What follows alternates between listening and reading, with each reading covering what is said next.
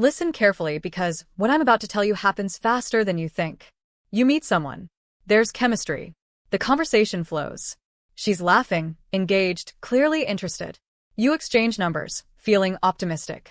Maybe this is different. Maybe this one works out. Then, 48 hours later, the energy has completely shifted. Her texts are shorter. The enthusiasm is gone. The woman who seemed genuinely interested is now distant, vague, suddenly busy. You're left confused, wondering what happened. Here's the truth. You likely made one of several critical mistakes. They're so common that most men make multiple without even realizing it. These mistakes destroy attraction quickly. Initial attraction is fragile.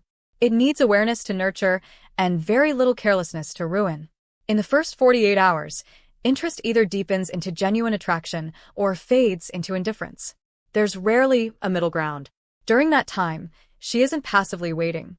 She's observing, evaluating whether the man she first felt drawn to is consistent or about to reveal himself as another disappointment. Small behaviors in crucial moments create massive outcomes. The first mistake is excessive texting and instant availability. You feel excited and want to maintain momentum, so you text constantly. She replies, you answer immediately. Within hours, dozens of messages are exchanged. Without saying it directly, you communicate that nothing in your life is more important than this conversation. Attraction fades, not because she dislikes you, but because mystery, challenge, and the sense of a full independent life disappear. When something is too easily available, it loses perceived value. The solution is simple. Respond with intention, not anxiety. Stay busy with your own life. Keep messages purposeful and use them to arrange real interaction, not to build a relationship entirely through a screen. The second mistake is revealing too much too soon. Authenticity matters, but timing matters more. When you unload your entire life story, your wounds, fears, and deepest insecurities within the first 2 days, you remove the natural process of discovery. Attraction thrives on gradual unfolding. Oversharing too early signals weak boundaries and a need for validation rather than depth. Emotional intimacy should develop as trust develops. Share in layers. Match her level of openness. Leave space for curiosity.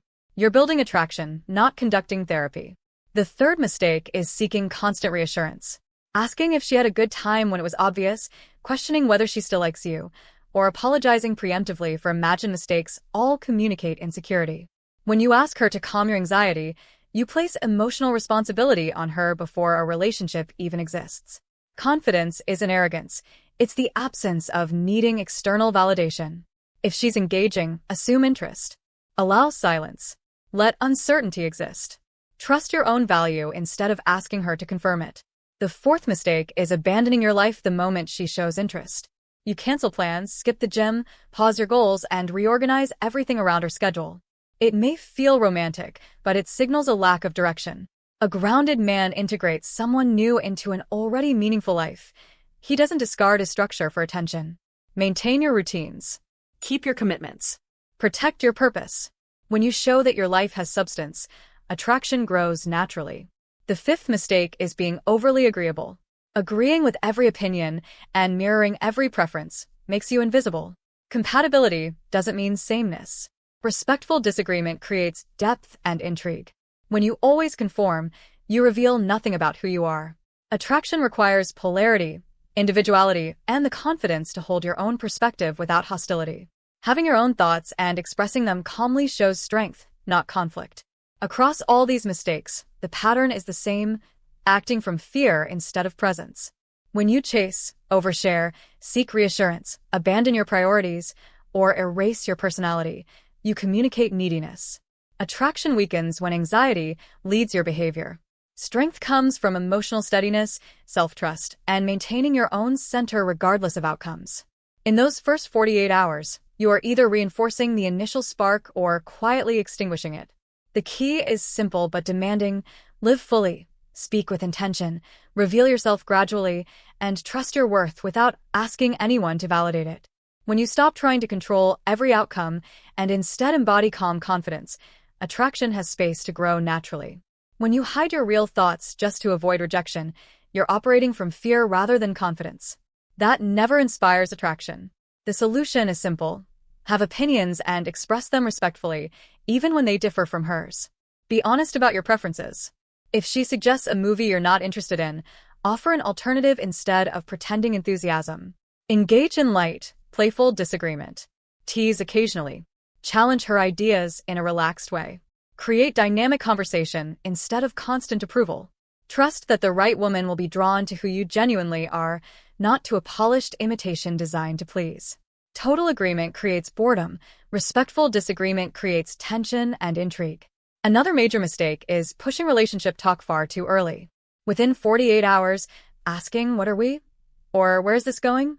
Or bringing up exclusivity, future plans, or whether she's seeing other people applies unnecessary pressure. It may feel like you're seeking clarity, but it's usually anxiety in disguise. You want certainty. You want to secure the outcome before it has time to develop. But attraction needs space. It needs time to grow naturally. When you try to define something before it has formed, you suffocate it. Early intensity signals overinvestment. Statements about special connections, deleting apps, or imagining a future together within days create imbalance, and imbalance kills desire. The better approach is patience. Stay present.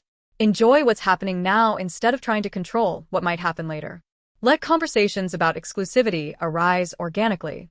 If interest is real, clarity will come without force. Confidence is the ability to sit with uncertainty without panicking. The final mistake is failing to lead. You want to see her again, but instead of proposing a plan, you ask vague questions like, "When are you free?" Or "What do you want to do?" Or default to whatever you prefer. When every decision is handed to her, she ends up carrying the mental load while you remain passive. Attraction fades because direction is missing. Leadership does not mean control. It means initiative. It means proposing a time, suggesting a place, creating a plan, and being open to adjustment. There's a clear difference between passivity and guided confidence. Saying, "I'm free Thursday at 7. Let's try that new place downtown," shows decisiveness. Adding, "If that doesn't work for you, we can adjust," shows flexibility. Direction with openness is attractive. Constant indecision is not. When you step back and look at these 7 mistakes, excessive texting, oversharing, seeking reassurance, abandoning your life, being overly agreeable, rushing commitment talk, and failing to lead, they all stem from the same root: fear. Fear of losing her. Fear of not being enough. Fear of uncertainty. That fear pushes you to seek validation, to overcompensate, to chase control. And that desperation is what she feels. The real solution isn't manipulation or strategy. It's building a life so full and meaningful that meeting someone new enhances it rather than defines it. When your days are structured by purpose, discipline, friendships, and growth, you don't need to cling. You don't need constant reassurance. You don't drop your priorities. You don't rush definitions. You simply invite someone into a life that already has direction. Attraction thrives on patience and self-assurance. It fades under pressure and insecurity.